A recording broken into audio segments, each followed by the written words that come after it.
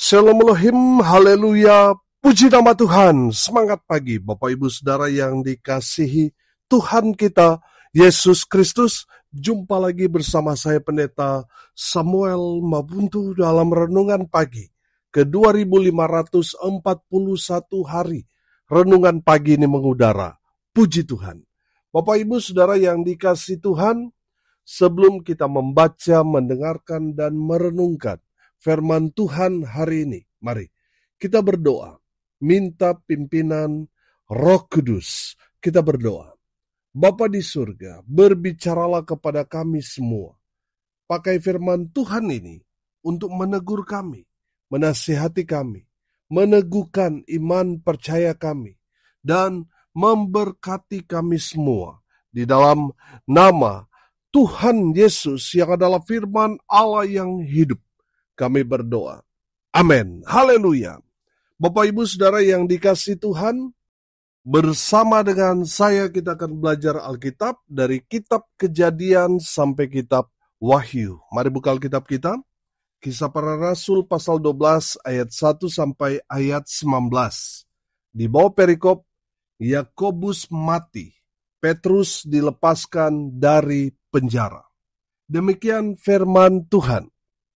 Kira-kira pada waktu itu, Raja Herodes mulai bertindak dengan keras terhadap beberapa orang dari jemaat. Ia menyuruh membunuh Yakobus, saudara Yohanes, dengan pedang. Ketika ia melihat bahwa hal itu menyenangkan hati orang Yahudi, ia melanjutkan perbuatannya itu dan menyuruh menahan Petrus. Waktu itu hari raya roti tidak beragi. Setelah Petrus ditangkap, Herodes menyuruh memenjarakannya di bawah penjagaan 4 regu, masing-masing terdiri dari 4 prajurit. Maksudnya ialah supaya sehabis Paskah ia menghadapkannya ke depan orang banyak. Demikianlah Petrus ditahan di dalam penjara, tetapi jemaat dengan tekun mendoakannya kepada Allah. Pada malam sebelum Herodes hendak menghadapkannya kepada orang banyak, Petrus tidur di antara 2 orang prajurit, terbelenggu dengan 2 rantai. Selain itu, prajurit-prajurit pengawal sedang berkawal di muka pintu. Tiba-tiba berdirilah seorang malaikat Tuhan dekat Petrus, dan cahaya bersinar dalam ruang itu. Malaikat itu menepuk Petrus untuk membangunkannya, katanya, "Bangunlah segera." Maka gugurlah rantai itu dari tangan Petrus. Lalu kata malaikat itu kepadanya, "Ikatlah pinggangmu dan kenakanlah sepatumu." Ia pun berbuat demikian. Lalu malaikat itu berkata kepadanya, "Kenakanlah jubahmu dan ikutlah aku." Lalu ia mengikuti malaikat itu keluar, dan ia tidak tahu bahwa apa yang dilakukan malaikat itu sungguh-sungguh terjadi. Sangkanya ia melihat suatu penglihatan. Setelah mereka melalui tempat kawal pertama dan tempat kawal kedua, sampailah mereka ke pintu gerbang besi yang menuju ke kota. Pintu itu terbuka dengan sendirinya bagi mereka. Sesudah tiba di luar, mereka berjalan sampai ke ujung jalan, dan tiba-tiba malaikat itu meninggalkan dia. Dan setelah sadar akan dirinya, Petrus berkata, "Sekarang taulah aku benar-benar bahwa Tuhan telah menyuruh malaikatnya dan menyelamatkan aku dari tangan Herodes dan dari segala sesuatu yang diharapkan orang Yahudi." Dan setelah berpikir sebentar, pergilah ia ke rumah Maria, ibu Yohanes, yang disebut juga Markus. Di situ banyak orang berkumpul dan berdoa. Dan ketika ia mengetuk pintu gerbang, datanglah seorang hamba perempuan bernama Rode untuk mengetahui siapa yang mengetuk itu. Ia terus mengenal suara Petrus, tetapi karena girangnya ia tidak membuka pintu gerbang itu dan segera masuk ke dalam untuk memberitahukan bahwa Petrus ada di depan pintu gerbang. Kata mereka kepada perempuan itu, "Engkau menggigau." Akan tetapi ia tetap mengatakan bahwa benar-benar demikian. Kata mereka, "Itu malaikatnya." Tetapi Petrus terus-menerus mengetuk, dan ketika mereka membuka pintu dan melihat dia, mereka tercengang-cengang. Tetapi Petrus memberi isyarat dengan tangannya supaya mereka diam.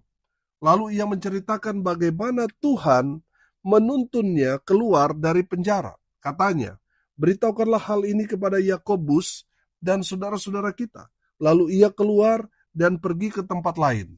Pada keesokan harinya, gemparlah prajurit-prajurit itu. Mereka bertanya-tanya, apakah yang telah terjadi dengan Petrus? Herodes menyuruh mencari Petrus, tetapi ia tidak ditemukan.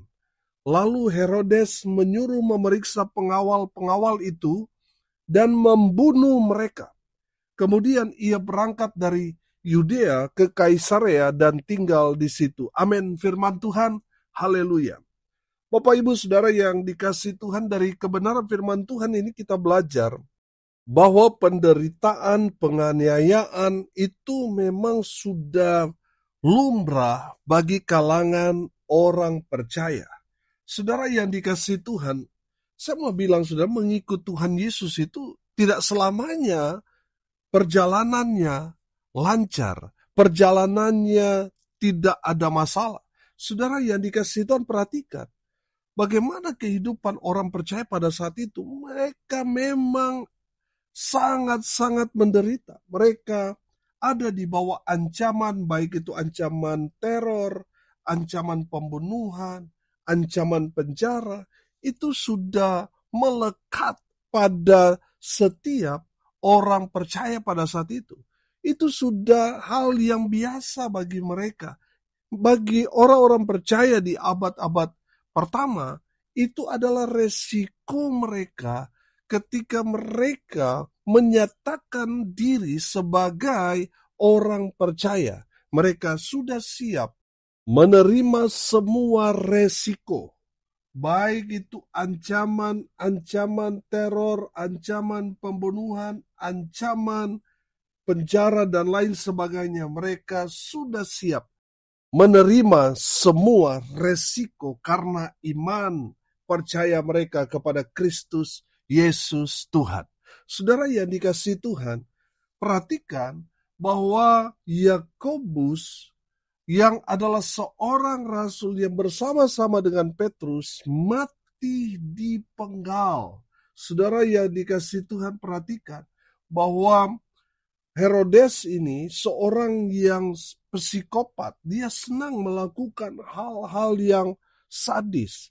Saudara perhatikan, Herodes ini dia senang sekali kalau dia dipuji.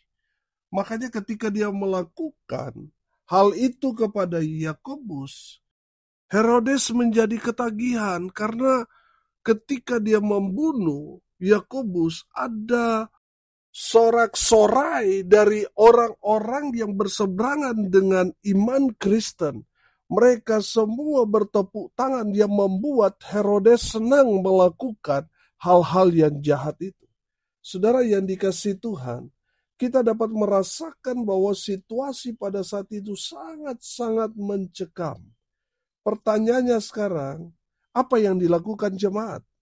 Ketika para rasul, katakanlah dalam konteks sekarang pendeta atau gembala, mereka sedang ada dalam penderitaan, penganiayaan, apa yang dilakukan jemaat? Sudah perhatikan ayat 5, di sana dikatakan demikianlah Petrus ditahan di dalam penjara, tetapi apa? Jemaat dengan tekun mendoakannya kepada Allah. Perhatikan juga ayat 12, di sana dikatakan, dan setelah berpikir sebentar, pergilah ia ke rumah Maria, ibu Yohanes, yang disebut juga Markus. Di situ banyak orang berkumpul dan apa? Dan berdoa. Saudara dengar ini baik-baik. Saudara sebagai jemaat, saudara harus mendoakan hamba Tuhan saudara. Amin. Doakan gembala, pendeta saudara. Doakan mereka. Karena saudara, ketika saudara ada dalam pergumulan, yang saudara pikir itu ya hanya saudara sendiri. Tapi kalau gembala, dia memikirkan semua jemaat. Dia doakan setiap hari. Saudara, di saat saudara ada masalah, saudara datang kepada pendeta, saudara konseling, saudara didoakan, saudara dipulihkan. Tetapi kalau pendeta ada masalah, kepada siapa dia bicara? Kepada jemaat? Nggak mungkin, saudara. Saudara yang dikasihi Tuhan, doakan gembala saudara. Kadang-kadang mereka kelihatannya senyum-senyum, saudara, padahal pergumulan di dalam diri mereka itu berkecamuk, saudara. Bapak Ibu Saudara yang dikasihi Tuhan, saudara sebagai jemaat, doakan gembala pendeta saudara. Doakan mereka, itu tugas saudara. Saudara, Petrus benar-benar mengalami ketidakadilan, di mana dia tekun memberitakan kabar baik. Saudara lihat resikonya apa? Dia ditangkap, dia dijebloskan ke dalam penjara. Sebelumnya Yakobus yang ditangkap bersama dengan Petrus dibunuh, di mana Petrus melihat dengan mata kepala sendiri saudaranya, teman pelayanannya dibunuh di depan matanya. Saudara yang dikasihi Tuhan, perhatikan. Petrus mengalami pergumulan yang berat. Saya rasa saudara bahwa Petrus sangat-sangat depresi pada saat itu. Apalagi dia ditangkap, lalu dia sudah dijadwalkan oleh Herodes bahwa nanti besok dia yang akan dipotong lehernya. Saudara yang dikasihi Tuhan, sudah pasti Petrus memiliki pergumulan yang begitu berat. Saudara lihat, jemaat tidak tinggal diam. Mereka memang tidak berdaya melawan Herodes, tapi yang mereka lakukan itu luar biasa, berdoa. Amin. Saudara, Petrus benar di penjara, tapi lihat bagaimana cara Tuhan untuk menolong Petrus itu luar biasa. Itu mujizat. Amin. Tuhan kirim malaikat untuk membebaskan Petrus. Haleluya. Saudara yang dikasihi Tuhan, dari kebenaran firman Tuhan ini kita belajar. Yang pertama, masalah, tantangan, persoalan, pergumulan, itu pasti akan menimpa semua orang, termasuk kita, anak-anak Tuhan. Pasti itu datang, seperti badai yang siap atau tidak siap, akan menimpa kita. Saudara yang dikasihi Tuhan, saya mau bilang, masalah tantangan itu sudah biasa bagi kita orang percaya. Amin. Saudara lihat, sejak dari nenek moyang kita, orang-orang yang beriman, orang-orang yang percaya kepada Tuhan mengalami penderitaan, penganiayaan, dan berbagai macam ancaman. Saudara yang dikasihi Tuhan, masalah itu pasti akan datang. Dan saya mau bilang, masalah itu akan membawa kita untuk semakin tinggi di dalam Tuhan. Amin. Masalah itu tidak akan menghancurkan kita. Justru melalui masalah itu kita dipromosikan Tuhan. Amin. Saudara yang dikasihi Tuhan, jangan lari dari masalah. Hadapi semua masalah bersama dengan Tuhan. Amin. Saudara yang kedua, saudara, ketika saudara menghadapi masalah itu, jangan takut. Lihat Petrus, saudara. Saudara, dia melihat langsung sahabatnya, teman pelayanannya digorok. Saudara yang dikasihi Tuhan, jangan menyerah dengan keadaan. Lihat Petrus, Tuhan kirim malaikat untuk tolong dia. Amin. Jangan takut saudara menghadapi masalah, persoalan, pergumulan. Mungkin saudara berkata, saya hanya sendiri. Saudara nggak sendirian. Tuhan ada bersama dengan kita orang percaya kok. Amin. Percayalah saudara. Saudara yang dikasihi Tuhan, yakin Tuhan pasti tolong kita. Saudara yang dikasihi Tuhan, yang ketiga kita belajar dari kebenaran firman Tuhan ini. Umat Tuhan, semua kita orang percaya, kita harus berdoa. Karena berdoa itu menembus surga. Di saat kita berdoa, surga turun tangan menolong kita. Amin. Saudara perhatikan, jemaat semua berdoa. Saudara lihat apa yang terjadi kepada Petrus. Petrus keluar dari penjara dalam penjagaan yang sangat ketat. Saudara perhatikan, Petrus dia tidur dijepit penjaganya, saudara. Artinya apa? Penjaganya sangat-sangat ketat. Tapi saudara lihat, Petrus lolos dari masalah itu berkat pertolongan Tuhan. Tuhan kirim malaikat untuk menolong, untuk membebaskan Petrus. Saya percaya mujizat itu masih terjadi sampai sekarang ini. Amin. Di saat kita berdoa, Tuhan akan turun tangan. Amin. Menolong dan mengeluarkan kita. Kita keluar menjadi pemenang dalam setiap masalah yang saudara dan saya hadapi. Amin. Haleluya. Dari kebenaran firman Tuhan ini kita dapat melihat masalah itu pasti datang. Dia tidak pilih-pilih orang. Dia tidak pilih kalau orang percaya bebas dari masalah. Tidak. Ada masalah. Dan itu menimpa semua orang. Ada banyak ancaman, persoalan, pergumulan, kesulitan dalam kehidupan kita. Saudara, pesan firman Tuhan yang kedua, jangan takut.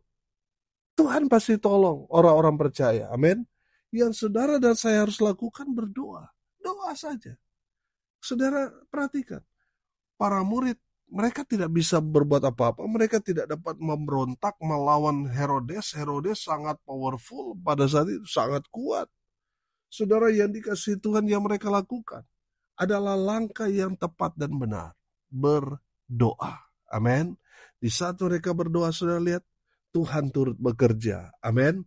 Di saat saudara berdoa, itu menandakan saudara mengandalkan Tuhan, saudara memerlukan pertolongan Tuhan. Dan di saat saudara mengambil keputusan untuk berdoa, saudara akan melihat mujizat terjadi dalam kehidupanmu. Amin. Mari kita berdoa. Terima kasih Bapa di surga atas kebenaran firman yang sangat memberkati kami. Berkati semua pendengar dimanapun mereka berada. Tuhan memberkati hidup mereka. Rumah tangga mereka diberkati. Usaha, pekerjaan, pelayanan mereka dibuat beruntung berhasil dalam segala hal. Mereka yang sakit Tuhan sembuhkan. Mereka yang lemah Tuhan kuatkan. Hibur mereka yang berduka cita. Dan mau berdoa untuk tanggal 20 Juni. Di mana kami akan merayakan ibadah syukur 7 tahun. Renungan pagi ini mengudara. Kami berdoa di dalam nama Tuhan Yesus. Biar Tuhan sediakan segala keperluan kebutuhan kami. Kami mau lihat mujizat Tuhan terjadi dalam pelayanan kami ini. Kami serahkan semua orang-orang yang sudah mensupport lewat doa, daya, dan dana untuk suksesnya acara HUT Renungan Pagi mengudara ke-7 tahun. Tuhan balas berkat-berkat Tuhan buat mereka. Dalam nama Tuhan Yesus, kami berdoa, biarlah berkat Tuhan dari surga turun, memenuhi semua pendengar. Bapak, Ibu, Saudara yang dikasihi Tuhan, arahkanlah hatimu kepada Tuhan, dan terimalah berkat dari Tuhan Yesus. Tuhan memberkati engkau dan melindungi engkau. Tuhan menyinari engkau dengan wajah-Nya dan memberi engkau kasih karunia. Tuhan menghadapkan wajah-Nya kepadamu dan memberi engkau damai sejahtera. Di dalam nama Tuhan Yesus, sumber segala berkat. Bapak, Ibu, Saudara yang percaya, diberkati Tuhan, katakan amin. Puji Tuhan. Bapak, Ibu, Saudara yang dikasihi Tuhan, kalau saudara merasa diberkati melalui renungan pagi ini, bagikan juga kepada saudara-saudara yang lain, supaya mereka juga diberkati. Karena untuk itulah kita dipanggil, untuk jadi berkat. Salam kasih dari Bali. Saya Pendeta Samuel Mabuntu. Sampai jumpa besok pagi.